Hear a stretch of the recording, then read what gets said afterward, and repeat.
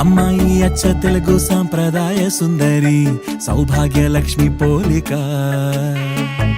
అబ్బాయి మాటకారి మోహనాంగుడే మరి తానున్న చోటే వేడుక చూసేటి కళ్ళకెంత చూడముచ్చట ముద్దైన జంట వీరట ప్రేమన్న ఊహ కూడా లేదు ఇచ్చట ఉందల్ల స్నేహమేనట జత గూవలైరువురేవున కొనసాగింది ఇరువురి పరిచయం.